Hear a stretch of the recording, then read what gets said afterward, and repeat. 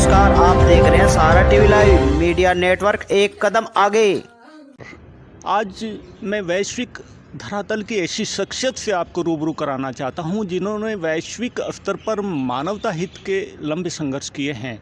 आज धराधाम इंटरनेशनल प्रमुख सौहार्द शिरोमणि डॉक्टर सौरभ पांडे जी के साथ मैं हूं। मेरा सौभाग्य है निश्चित रूप से आज हम सबसे रूबरू होने का एक विशेष मौका डॉक्टर सौरभ पांडे जी के साथ दो टूक बात करते हैं।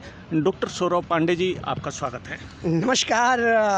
बड़ा अच्छा प्रतीत हो रहा है कि आज आपको अपने बीच में पाकर के हम अत्यंत आह्लादित हैं उस समय कि जब हम दोनों लोग लाजपत भवन में आयोजित एक विशेष समारोह में उपस्थित हुए हैं।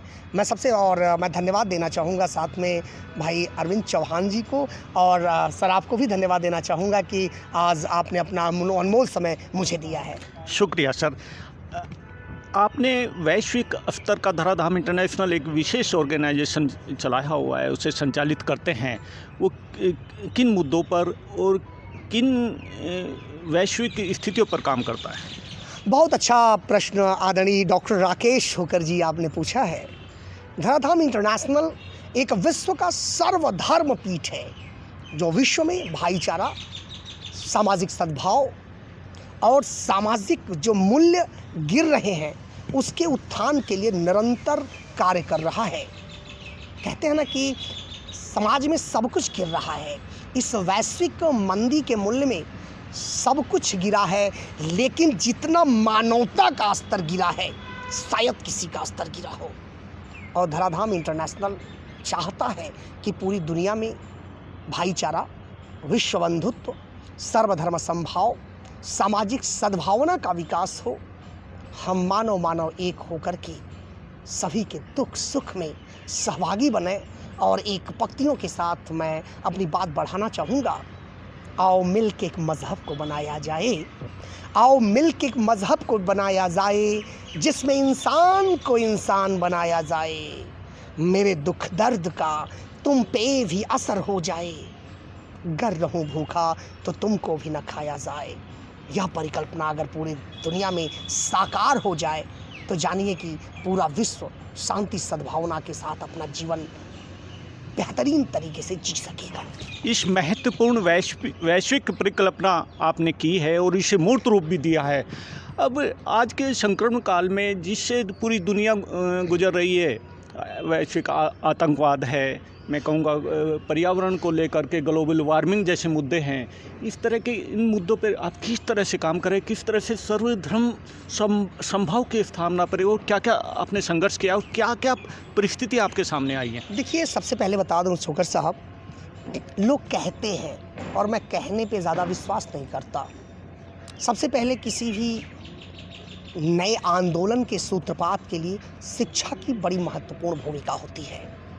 मैं जब 16 साल की उम्र में था तभी शैक्षिक क्रांति का शुरुआत किया और मैंने एक नारा दिया कि हर व्यक्ति 2 निरक्षरों को साक्षर बनाए। तो मैं जिसको पढ़ाता था उससे शपथ लेता था कि भाई आप 2 निरक्षरों को साक्षर बनाइए और तभी मैं आपको निःशुल्क पढ़ाऊँगा। और ये क्रांति चली, लाखों लोग उससे ज्ञान प्राप्त किए। और मेरा कहना है कि अरविंद जी पत्रकार हैं, राकेश होकर साहब बड़े पत्रकार हैं, देश स्तर के, राष्ट्र स्तर के। तो अगर एक पत्रकार ये पैदा कर दें तो ये मान लीजिए कि आपका पत्रकारिता धर्मपूर्ण हो गया। आप केवल छिद्रान्वेषण के लिए नहीं बने हैं।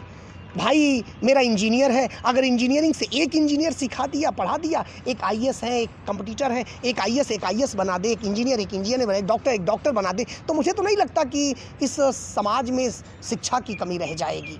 और रही वैश्विक जो पर्यावरण प्रदूषण का मामला, तो हमने एक फिल्म बनाई थी ऑक्सीजन।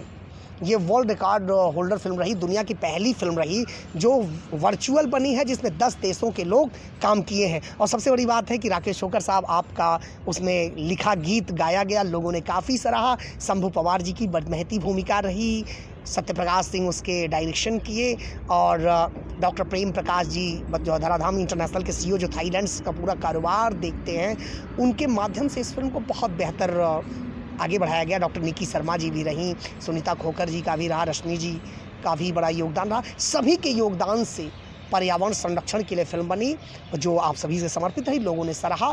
तो अब मैं ये नहीं कहता कि हम बहुत कुछ कर पाएंगे, मैं क्रांति बनाने के लिए नहीं मिला हूँ कि मैं पूरे दुनिया में सुधार दूंगा, लेकिन ये माना कि गुलशन को गुलजार न कर सकेंगे, ये माना कि गुलशन को गुलजार न कर सकेंगे, कुछ खार तो कम होंगे, निकलेंगे जिधर से हम। अगर एक कांटा मेरे पैर में चुभ गया और शायद किसी के पैर में वह कांटा न चुभा, तो मैं मान लूँगा कि हमने समाज को कुछ किया।